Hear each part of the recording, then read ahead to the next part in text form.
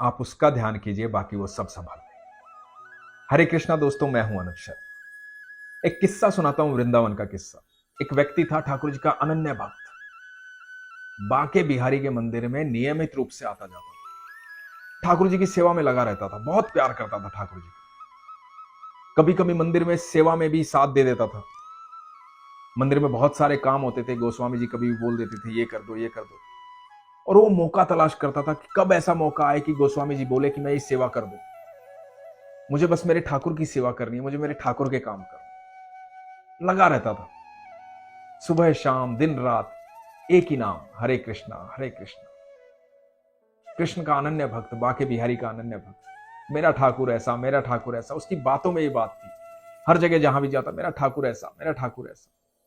एक दिन हुआ यूं कि उसकी बेटी की शादी थी, और जिस दिन बेटी की शादी थी उसी दिन मंदिर में भंडारा था, और गोस्वामी जी ने बोला कि भैया इस दिन भंडारा है तो सेवा तुम्हें करनी है, तुम आ जाना।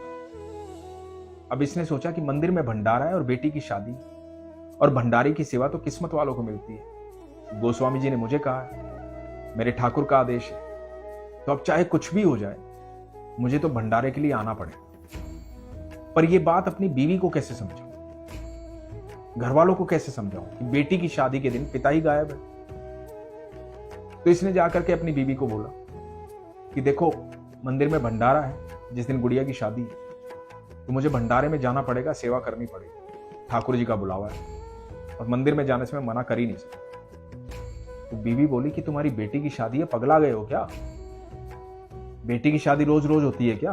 ठाकुर जी का मंदिर तो यही है, बाके बिहारी तो यही रहते हैं, इस भंडारे में नहीं तो अगले में चले जाना। तो इसने कहा कि नहीं, मुझे तो जाना है। तो बीवी ने कहा कि नहीं, कहीं नहीं जाओगे, लड़के वाले आएंगे क्या सोचेंगे, यही काम करना। अब इसने कहा कि ठीक है।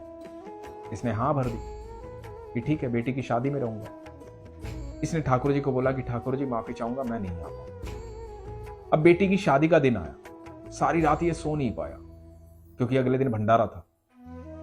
पता नहीं इसके मन में क्या आई, सुबह सुबह उठ करके कि ठाकुर जी के मंदिर चला गया, बाके बिहारी के मंदिर चला गया, और जाकर के भंडारे में सेवा करने लगा। दिन बीता, इसको लगा कि घर से कोई पूछने आया नहीं है, इसका मतलब सब ठीक ठाक चल रहा है। इसने पूरी सेवा की। शाम को ये घर गया, जब घर पहुंचा, अंदर गया, बेटी की विदाई हो चुकी थी। तो बीवी बोली कि आज आपने बहुत काम किया, मैं चाय लेके आ। ये हैरान हो गया, गुस्सा भी नहीं हुई। घर में ऐसा कोई माहौल नहीं है कि सब झगड़े मुझसे कि कहां थे सारा दिन। तो इसने कहा कि ठीक है, इनको समझ में आ गई होगी कि मैं वहां गया हूं, तो बात को छेड़ना ही क्यों, क्योंकि बात को छेड़ूंगा तो झगड़ा होगा, तो इससे बेहतर की बात को छेड़ू ही ना। और ये चुपचाप रहा, इसने आराम से चाय पी। 5-7 दिन के बाद शादी की एल्बम आई। जब एल्बम आई और वो देखने लगे सारे फोटो, तो ये देख के हैरान हो गए, क्योंकि जहां पिता होना चाहिए वहां ये हर जगह मौजूद था। बेटी की विदाई में, घर के सारे काम में, लड़के के पिता के साथ, हर जगह ये था, जबकि ये यहां नहीं था। इसकी आंखों से झरझर आंसू बहने लगे। भाग करके बाके बिहारी के मंदिर गया, ठाकुर जी को बहुत धन्यवाद किया, गोस्वामी जी को सारा किस्सा बताया कि ये हुआ। आप समझ रहे हैं दोस्तों, ठाकुर अपने आप वहां पहुंच गए थे और ये यहां ठाकुर जी की सेवा कर रहा था। ठाकुर ने बेटी की शादी की, ठाकुर ने विदाई करवाई। ठाकुर अपने भक्तों का बहुत ध्यान रखते हैं, लेकिन तब जब आपका विश्वास मजबूत होता है, तब जब आप बेहद प्रेम करते हैं। हम लोग बहुत सारी इच्छाएं रखते हैं उससे, लेकिन प्यार कितना करते हैं, कितना समर्पण है हमारा।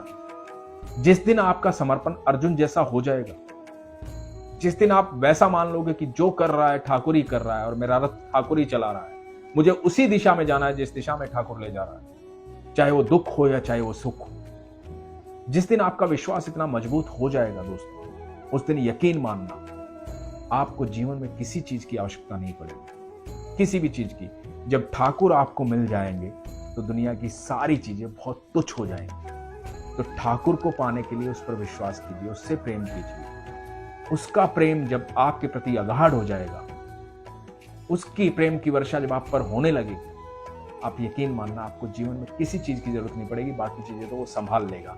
तो तो आप ठाकुर का ध्यान कीजिए, आपका ध्यान वो कर ही रहा है। हरे कृष्ण।